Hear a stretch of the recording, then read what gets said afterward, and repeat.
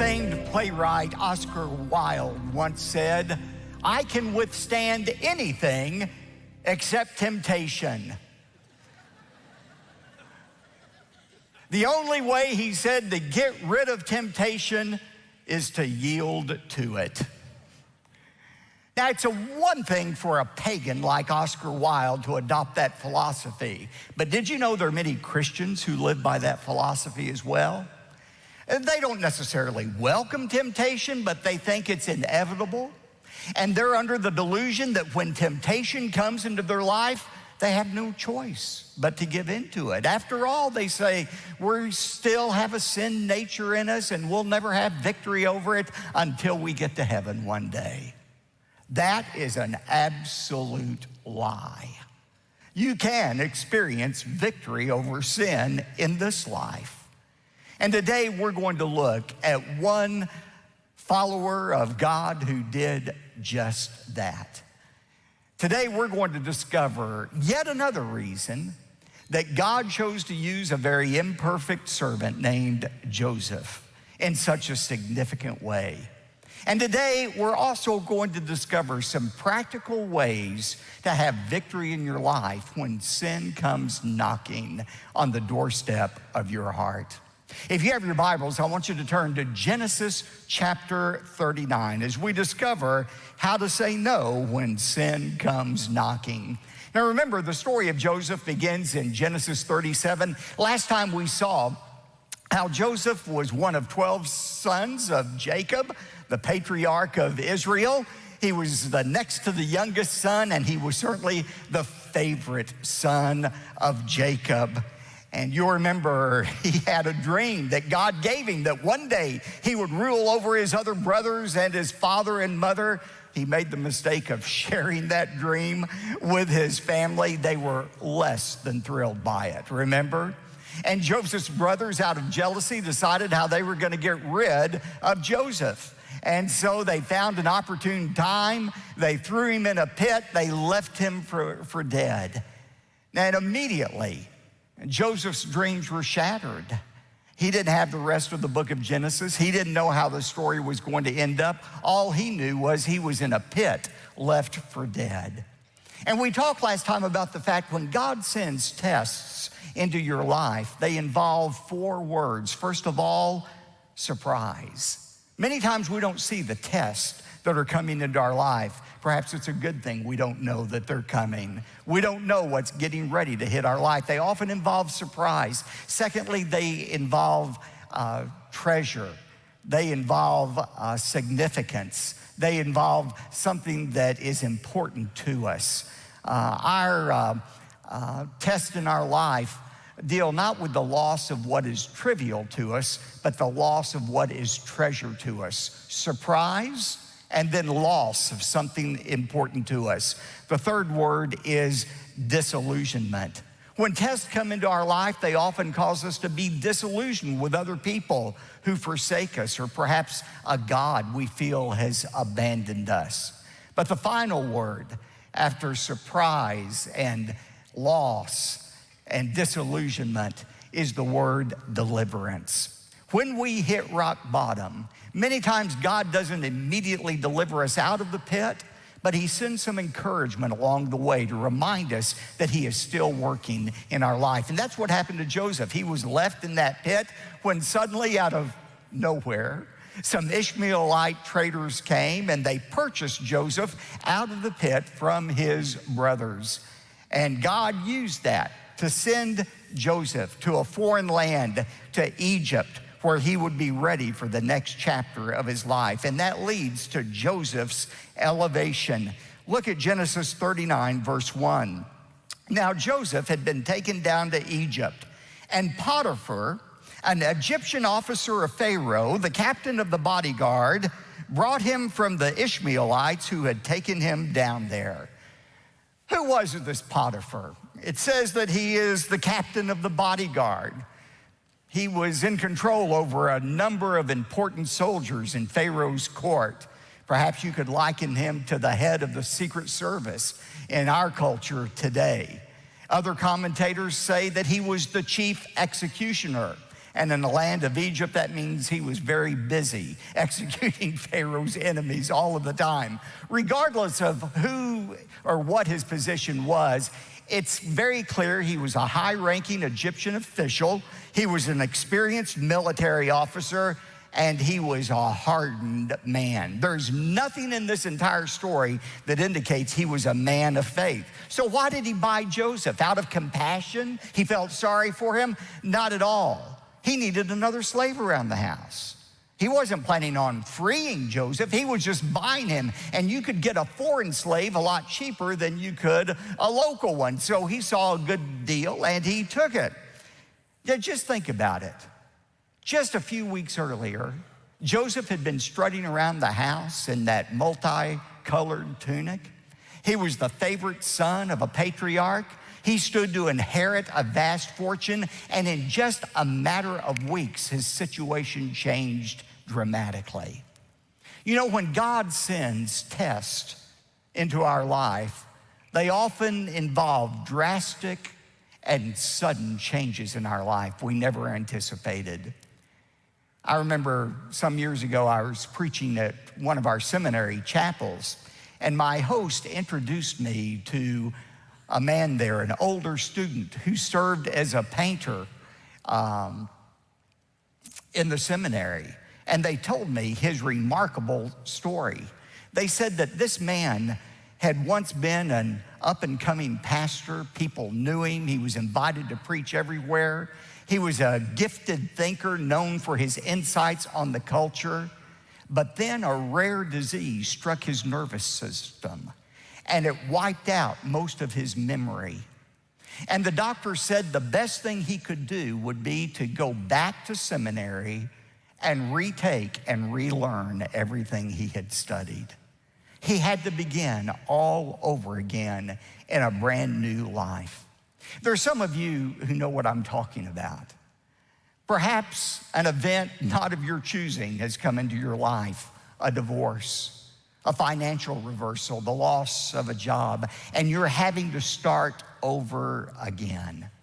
That's how Joseph felt. Suddenly, without announcement, he's placed into a foreign country, separated from his family, and from his perspective, abandoned by his God. But notice what verse 2 says. But the Lord was with Joseph. God had not abandoned Joseph. This was all part of God's plan. And so Joseph became a successful man, and he was in the house of his master, the Egyptian. Now look at verse 3. Now his master, that is Potiphar, saw that the Lord was with Joseph, and how the Lord caused all that Joseph did to prosper in his hand. You know, that is a remarkable verse when you think about it. It says that Potiphar recognized that the Lord was with Joseph. Many have pointed out that Moses, who wrote this account, when he got to the word Lord or God, he didn't use the more generic term for God, Elohim. He used the name Yahweh, the most holy name for the God of Israel, the covenant-keeping God of Israel. Now, if Potiphar was a pagan living in Egypt, how did he know anything about Yahweh, the God of Israel? Easy. Joseph told him. He told Potiphar about Yahweh. When Potiphar said, Joseph, you're unusual, you're different than the other slaves. I want to know, what makes you tick? He gave glory to the God that he served. Now remember, in this culture, Joseph never would have volunteered to talk to his master, uninvited to do so. But when asked, he used the opportunity to share his faith. Now think about it. If Joseph had been a lazy, no-account slave, do you think Potiphar would have wanted to know about his God? What made him the way he was? Of course not. It was because there was something different about Joseph. And if I could just stop here and say this. If you're a lazy, no-account employee, one of these people who punches in late and punches out early every day, and someday you wake up and think, you're gonna share your faith with your employer. Can I give you a suggestion? Don't do it. Keep your faith to yourself. Please don't let anybody know you're a Christian. If they ask you about your faith, tell them you're a Muslim or a Mormon or something else. Oh, sharing your faith will only bring dishonor to the name of Jesus Christ. No, the people who are great witnesses at the workplace or in school are those who are diligent in their work, who do their work enthusiastically unto the Lord. And remember, 1 Peter 3:15 says, if anybody asks you for an answer for the hope that is within you, be prepared, be ready.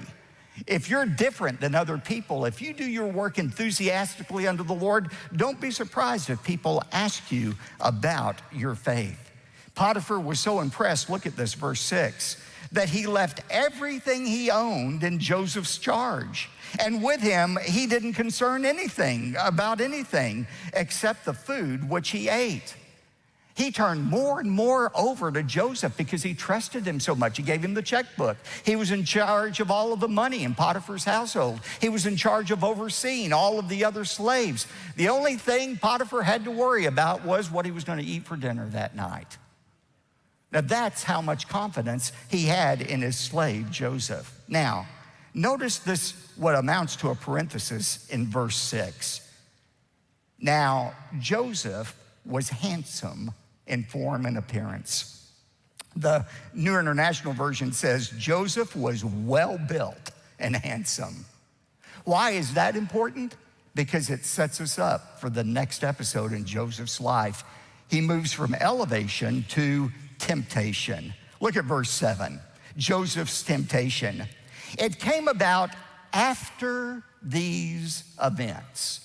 Now, don't rush by those words too quickly. Anytime you see something like that in the Bible, stop and say, after what events? Think about all that had happened to Joseph.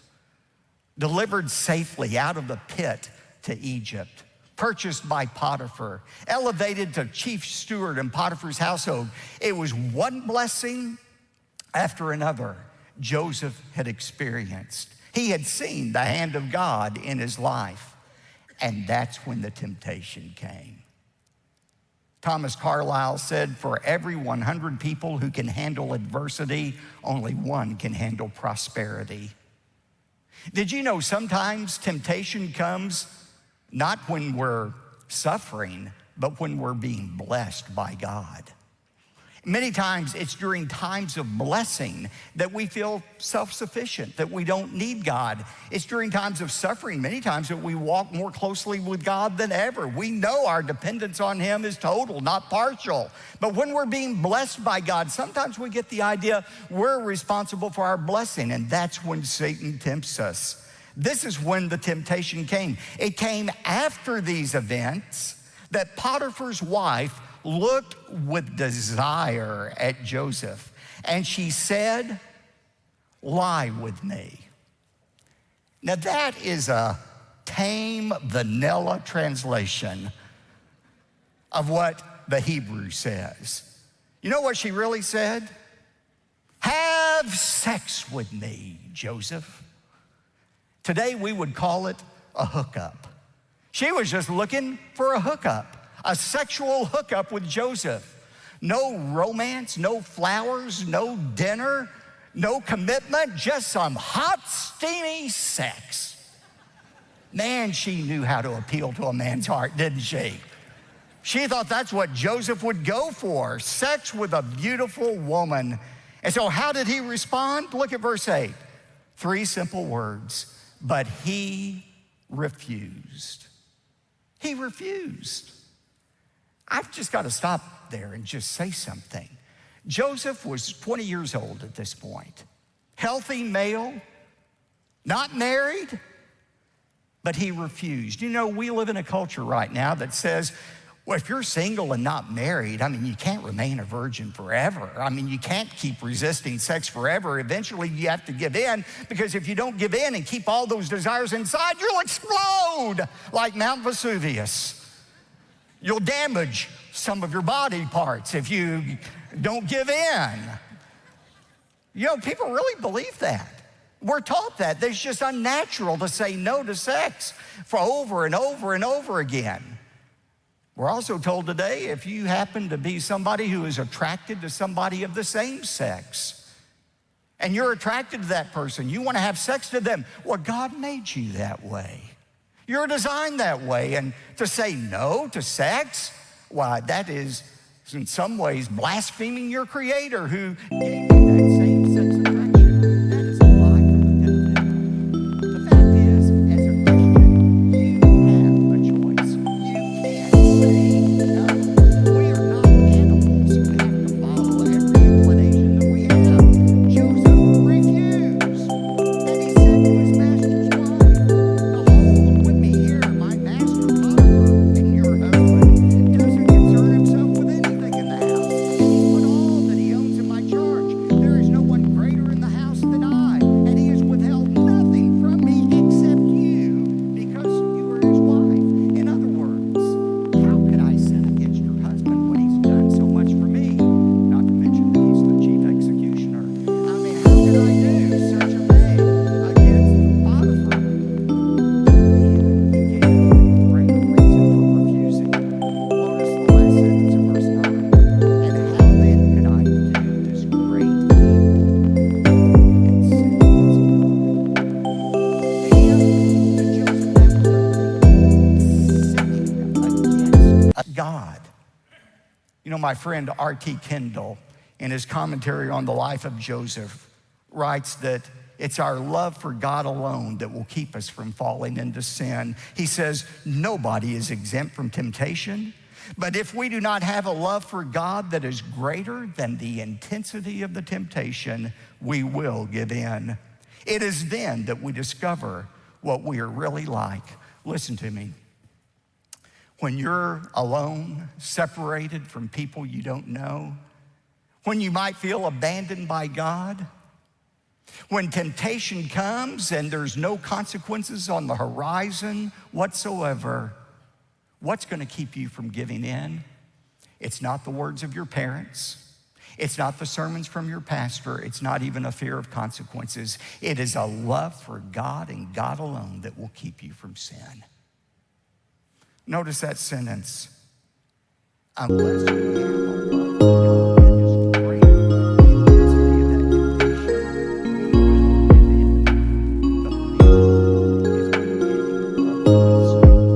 That was the master sinning against God. How did Mrs. Potiphar respond to his refusal? Look at verse 10. "And Mrs. Potiphar said, 'Joseph, you're right. I'm so ashamed of myself. Will you please pray with me so that I can become a Christian and have the same strength you do?'" What are y'all laughing at? Isn't that what your Bible says? Mine doesn't either. Look at verse 10. "And she spoke to Joseph day after day." She wasn't about it. Ladies and gentlemen, don't fall for the delusion that once you say no to sin, it's gone. On to the next challenge. Doesn't work that way. One of my concerns about what goes on in Christianity today, I've got lots of concerns, but one of them is what I call deliverance theology. This idea that if you just pray a certain prayer or have a certain experience, you can be delivered once and for all from temptation and sin. There is no one-time deliverance from sin. The Christian life is a battle that goes on and on and on and on. Paul says, "For we struggle not against flesh and blood, but against the unseen forces of darkness in heavenly places." She came to him day after day. What did he do? He did not listen to her to lie beside her or to be with her. You know, she was very smart in how she approached Joseph.